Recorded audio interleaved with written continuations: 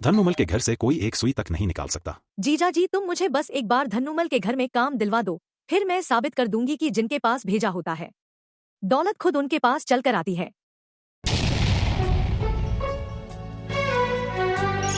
ये गांव है सोमपुर। इस गांव में एक ठग रहता है। नाम है नंदू। पूरी जिंदगी में काम धाम कुछ नहीं किया। पहले वह छोटी मोटी ठगी करके जीवन यापन करता था। ठग था, इसलिए जीवन के सारे दांव पेंच आते थे। अपने आप को एक अच्छे घर का लड़का बताकर और सबको चकमा देकर उसने कुछ दिनों पहले ही मधु नाम की लड़की से धूमधाम से शादी रचाई। मधु के घर वालों की आर्थिक स्थिति अच्छी नहीं थी, इसलिए मधु के घर वाले ज्यादा विरोध नहीं कर पाए। मधु अपनी गलती से इस ठग नंदू के चक्कर में फंसी थी और अब अपनी इस गलती को अपनी मजबूरी समझकर नंदू के साथ जिंदगी गुजारने लगी। मधु से शादी के बाद नंदू समाज की शर्म से ठगी का काम छोड़ने का फैसला करता है और गांव में एक सेठ के पास काम पर लग जाता है। वह ये काम इसलिए करता है क्योंकि उसे डर था कि अगर वह ठगी ही करता रहा तो मधु उसकी जिंदगी से हमेशा हमेशा के लिए बहुत दूर जा सकती है। कहने को वो थी अपने जमाने का शातिर ठग था।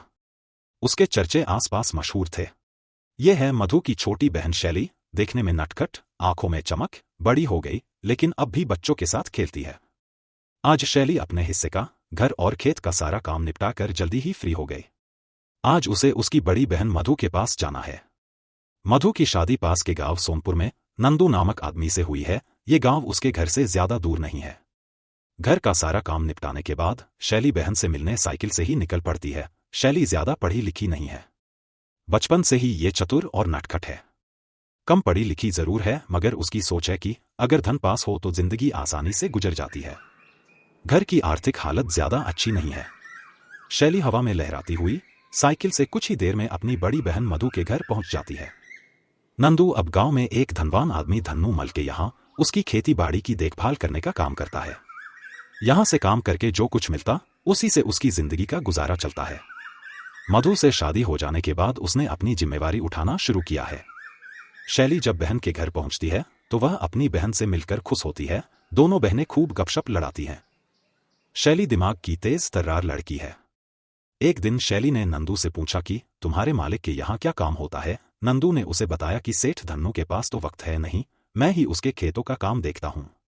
वैसे वह घर में सोने के सिक्के बनाता और उन्हें बेचता है। सोने चांदी का काम है, इसलिए उसके घर पर बहुत ही सख्त पहरा है।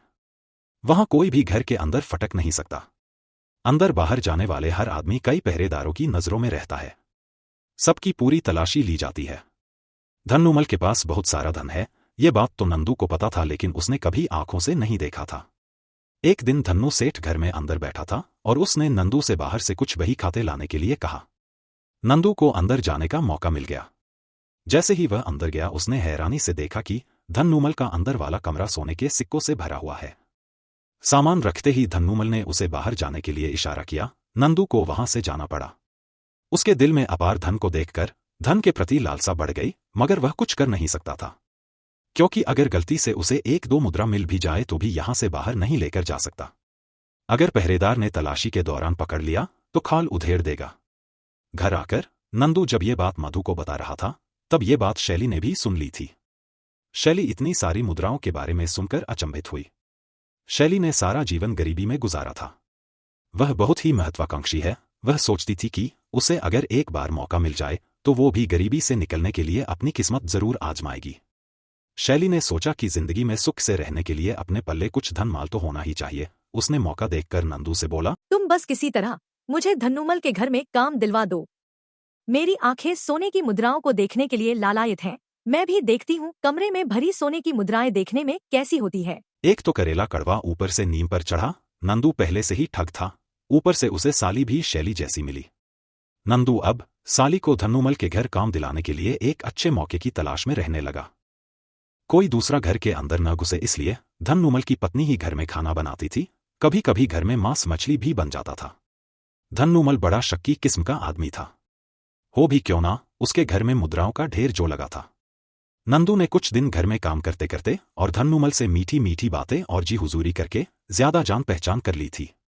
एक बार नंदू को पता चला कि सेठानी बीमार पड़ गई है। नंदू ने तुरंत मौका देखकर धन्नूमल से कहा, मालकिन बीमार है, अगर आप कहे तो मेरी साली जिसका नाम शैली है वो घर पर ही है। उसे अच्छा खाना बनाना आता है। मुझे मालकिन को बीमार हालत में देखकर अच्छा नहीं लगता। हुजूर, अगर आपको बुरा न लगे तो कुछ दिन के लिए शैली खाना बना दिया करेगी जब तक कि मालकिन की तबीयत ठीक नहीं हो जाती। नंदू ने ये बातें इतनी चतुराई से कही कि धन्नूमल को जरा सा भी शक नहीं हुआ कि नंदू के दिमाग में क्या चल रहा है। पत्नी की बीमार हालत देखकर धन्नूमल ने हाँ कह दी। अगले दिन से शैली धन्नूमल के घर काम पर आने लगी। धन्नू के घर में हफ्ते में 1-2 बार मांस मच्छी बन जाती थी। ताज़ा जिंदा मछलियां घर पर ही आती थी। शैली दोनों को खाना बनाती और खिलाती। मालकिन को नहलाने घुलाने में भी सहायता करती। धीरे धीरे उसने मालकिन की सेवा करते करते उसका दिल जीत लिया। अब धन्नूमल की पत्नी घर के कामों से निखराम हो गई थी। उसे अब घर के काम की चिंता नहीं रहती थी। धन्नूमल गांव वालों के गिरवी रखे सोने के गहनों को आग में गलाकर खुद ही मुद्राएं बनाता था। इस काम को खुद इसलिए करता था क्योंकि उसे किसी की भी नियत पर भरोसा नहीं था। घर के अंदर किसी को भी आने की अनुमति नहीं थी। धन्नूमल खुद पहरेदारों को चेक करता रहता था। दिन रात पहरा इतना सख्त कि बिना अनुमति के परिंदा भी पर नहीं मार सकता था। धन्नूमल ने एक दिन एक मुद्रा मेज पर जानबूझकर छोड़ी और घर के बाहर चला गया ताकि वह शैली की नियत को आजमा सके। अगले ही मिनट कुछ देर बाद जब वह वापस आया तो मुद्रा मेज पर नहीं थी। उसे यकीन हो गया कि शैली ने ही वह मुद्रा ली है। और यह सच भी था। उसने देखा कि शैली भी वहां नहीं थी। अगले ही पल शैली मालकिन के कमरे से निकल कर आ रही थी। धन्नू ने बिना कुछ पूछे शैली को एक थप्पड़ जड़ दिया। इतने में मालकिन मुद्रा लिए कमरे से निकल आई। बोली, ये शैली ने मुझे दी है कि कहीं गुम न हो जाए। धन्नूमल को अपनी करनी पर पश्चाताप हुआ। उसने शैली से माफी मांगी। शैली धन्नूमल से बोली, बाबूजी, हम इस खोटे सिक्के का क्या करेंगे? शैली ने ऐसा जानबूझकर किया था, धन्नूमल और मालकिन को विश्वास में लेने के लिए। उसे एक सिक्के से क्या करना था? उसकी तमन्ना तो बहुत सारी मुद्राएं लेने की थी। शैली ने सोने के सिक्के को नहीं पहचानने का जानबूझकर नाटक किया था, मगर धन्नूमल को वाकई में लगा कि शैली को सोने चांदी को पहचानने की समझ नहीं है। वह बिल्कुल मूर्ख, गवार, जाहिल और नासमझ है। धन्नूमल मन में ही बड़बड़ाया, इन गरीब लोगों का भी कुछ नहीं हो सकता। धन्नूमल को रोजाना शैली का अंदर बाहर आना जाना स्वीकार नहीं था। वो नहीं चाहता था कि शैली रोज रोज बाहर जाए। हर रोज आएगी जाएगी तो घर में जो सोना चांदी रखा है वो बाहर ले जाने की कोशिश कर सकती है। और ऊपर से वह महिला है, गेट पर रोज रोज महिला की चेकिंग करना भी उचित नहीं है। धन्नूमल ने काफी सोच समझकर और पत्नी की तबीयत देखकर शैली से कहा कि जब तक तुम्हारी मालकिन पूरी तरह ठीक नहीं हो जाती, तुम यही घर पर रहकर मालकिन की देखभाल करो। कभी कभी जब भी तुम्हारा जी करता है तो तुम अपनी दीदी के पास जाकर मिल आया करो। नंदू को मैं समझा दूंगा। मैं तुम्हारी सेवा का इनाम अवश्य ही तुम्हें दूंगा। शैली को तो ये ही चाहिए था। उसके बाद शैली धन्नू के घर पर ही रहने लगी। कभी कभी धन्नूमल भी काम से बाहर जाता था। पूरे घर में केवल बीमार मालकिन और शैली ही रह जाती थी और बाहर सख्त पहरेदारी थी। एक बार मालकिन ने शैली से कहा कि मुझे दवाई देना बराबर वाले कमरे में रखी है। जैसे ही शैली ने दवाई लेने के लिए कमरे का दरवाजा खोला तो वह चौंक गई। कमरे में अनगिनत सोने चांदी की हजारों मुद्राओं का ढेर लगा हुआ था। उसकी आंख चौंधिया गई। उसने सोचा कि जीवन में अब से पहले उसने एक भी सोने चांदी की मुद्राओं के दर्शन नहीं किए। जब वह घर आई तो नंदू को भी उसने मुद्राओं की बात बताई। नंदू बोला, कोई फायदा नहीं है, धन्नूमल के घर से कोई एक सुई तक नहीं निकाल सकता है। शैली ने कहा कि इस बारे में बस मुझे कुछ सोचने दो। जब कभी सेठ घर में नहीं होता और मालकिन आराम करती है तो उस समय मुझे मुद्राओं से भरे कमरे में जाने का मौका मिल जाता है। मुद्राएं तो वह चुपके से कमरे के अंदर से बाहर निकाल सकती थी, मगर उन्हें बाहर निकालने का रास्ता नहीं मिल रहा था। धीरे धीरे शैली ने घर के हर कोने को अच्छी तरह पहचान लिया। अब शैली को यह समझ आ गया कि धन्नूमल सोने चांदी का व्यापार तो करता ही है और वो गांव के लोगों के सोने चांदी के आभूषण को भी पैसा देकर गिरवी रखता है। ज्यादातर लोग पैसा नहीं लौटा पाते तो उनके आभूषणों को पिघलाकर धन्नूमल खुद ही मुद्राएं बना लेता है। यह सब करके धन्नूमल का कमरा मुद्राओं से भरा पड़ा है। शैली का दिमाग बहुत शातिर था। वह भले ही ज्यादा पढ़ी लिखी न हो, लेकिन उसकी अक्ल नावेल जासूस के दिमाग की तरह काम करती थी। जहां शैली खाना बनाती थी वह रसोई काफी बड़ी थी। रसोई के पीछे की खिड़की की तरफ एक पुश्तैनी कुआं भी था जिसमें कुछ पानी भी था। उस जगह किसी का ध्यान नहीं जाता था। शैली को जब भी मौका मिलता वह कुछ मुद्राएं कमरे से ले आती और उन्हें रसोई में आटे या दाल के कनस्तर में छिपाकर रख देती। घर के अंदर किसी का भी आना जाना सख्त मना था। यहां तक कि चाहकर नंदू भी उससे मिलने घर के अंदर नहीं आ सकता था।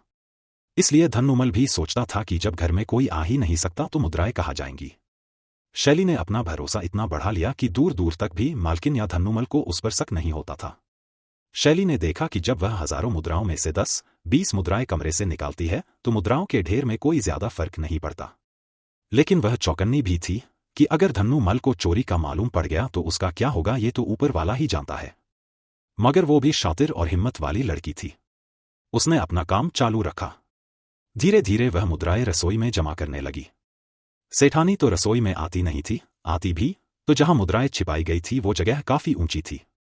और धन्नूमल को तो अपने से ही फुर्सत नहीं थी। वो तो बस धन का पुजारी था। बस धन जमा करना था, बाकी उस धन का क्या होगा उसने कभी सोचा नहीं था। एक दिन शैली के दिमाग में एक आइडिया आया। ये आइडिया तो वास्तव में काबिल तारीफ था। नई तरकीब के मुताबिक अब उसे मुद्राओं को सही ठिकाने पर लगाने और उन्हें बाहर निकालने का मौका मिल गया। वो घर गई और अपनी बहन मधु से बोली, अब हम गरीबी में नहीं जिएंगे। धन्नूमल एक फूटी कौड़ी भी किसी को देने वाला नहीं है। इतने बड़े भंडार से अगर हमें 1-2 मन मुद्राएं मिल जाए तो उसके सोने के भंडार में कोई कमी नहीं आएगी। ये सुनकर उसकी बहन मधु भी गरीबी से उभरने के सपने देखने लगी। कुछ दिनों बाद नंदू जब काम पर जाने के लिए तैयार हुआ तो शैली बोली, अब तुम्हें धन्नूमल के यहाँ काम पर जाने की कोई जरूरत नहीं है। शैली उसे कमरे में ले गई। वहां मुद्राओं का ढेर लगा था, करीब 2 मन मुद्राएं। नंदू की तो जैसे आंखें चुंधिया गई थी। उसका मन गदगद हो चला था। उसने शैली से पूछा कि ये सब कैसे हुआ। शैली बोली, आम खाओ, पेड़ मत गिनो। फिर भी ये कमाल कैसे हुआ? नंदू ने पूछा। तो शैली बोली, सुनो, मैं जो काम सोचती हूँ उसे दिलोजान से करती हूँ। चाहे कितना भी बड़ा जोखिम क्यों न हो, मैं पीछे नहीं हटती। मैंने एक दिन में ये मुद्राएं धन्नूमल के कमरे से नहीं निकाली। मैंने थोड़ी थोड़ी मुद्राएं जब भी मौका मिलता मैं धन्नूमल के खजाने से निकालकर रसोई में लाती थी। जब भी ताज़ा मछली आती मैं उनमें से कुछ बड़ी मछलियां रसोई के पीछे बने कुएं में डाल देती थी। धीरे धीरे वो मछलियां बड़ी होती चली गई। जब भी मौका मिलता मैं कुएं में पानी भी देती थी, क्योंकि गलती से भी पानी कुएं में कम हो जाता तो मछलियां मर सकती थी। खाना बनाते वक्त मुद्राओं को गुथे हुए आटे की लोई में डालकर 1-2 दिन उन्हें ऐसे ही रखती थी ताकि लोई सूख जाए। जब आटा की लोई कुछ सख्त हो जाती तो वह लोई मैं कुएं में डाल देती थी। डालते ही मछलियां आटे की लोई को खा जाती थी। धीरे धीरे मैंने जो भी मुद्राएं रसोई में एकत्रित की वो सारी बड़ी मछलियों ने खा ली। मालिक की सेवा करते करते एक दिन मालकिन और मालिक ने मुझसे पूछा, तुमने हमारी काफी सेवा की है। मालकिन बिल्कुल ठीक हो गई है, तुम्हें क्या चाहिए? मैंने कहा, मालिक गरीब आदमी को क्या चाहिए, बस कैसे भी स्वादिष्ट भरपेट भोजन का जुगाड़ हो जाए। धन्नू ने कहा, घर से अनाज की 4 बोरियां ले जाओ। तो मैंने कहा कि मालिक अनाज से तो रोटियां ही बनती है, लेकिन रोटी खाने के लिए अगर कुछ मछलियां भी मिल जाए तो जीवन का आनंद आ जाए। आपके कुएं में मुझे कुछ मछलियां दिखाई देती है, अगर आप बुरा ना मानो तो वो मछलियां मुझे दे दो। धन्नूमल ने कहा। बस इतनी सी बात, और बोला कुएं में पड़ी सारी मछलियां अब तुम्हारी। उसने खुद ही अपने आदमियों को बुलाया और सारी मछलियां पानी के ड्रम में डलवा दी। मैं बैलगाड़ी से सारी मछलियां घर ले आई। उन मछलियों के पेट से मैंने ये सोने की मुद्राएं निकाल ली। नंदू ने दांतों तले उंगली दबा ली। उसे यकीन नहीं हुआ कि शैली का दिमाग इतना तेज हो भी कैसे सकता है। मधु भी शैली के मुंह को ताकती रह गई। शैली मधु से बोली, दीदी, ये सब तुम लोगों की वजह से मुमकिन हुआ है। तुम भी इनमें से आधी मुद्रा रख लो, बाकी मुद्राएं मैं अपने साथ अपने गांव ले जाऊंगी। मेरे माता पिता ने सारी जिंदगी गरीबी में गुजारी है। अब हम सब अपने अपने घर आराम और शान शौकत से रहेंगे। इतना कहकर उसने आधी मुद्राएं बहन को दी और आधी अपने साथ ले गई अपने घर। अब शैली पूरी तरह मॉडर्न हो गई थी और खुशी खुशी अपने परिवार के साथ जीवन गुजारने लगी। शैली को धन्नूमल से ठगी करने का पछतावा जरूर था, लेकिन उसकी सोच थी कि धन्नूमल के पास इतना अधिक धन बिना काम और जरूरत के पड़ा हुआ था। मैंने उसमें से कुछ निकाल लिया तो इसमें कोई हर्ज नहीं है। वीडियो अच्छी लगी हो तो लाइक करना। गांव के सरल जीवन पर आधारित इसी तरह की वीडियो देखने के लिए चैनल सब्सक्राइब करें।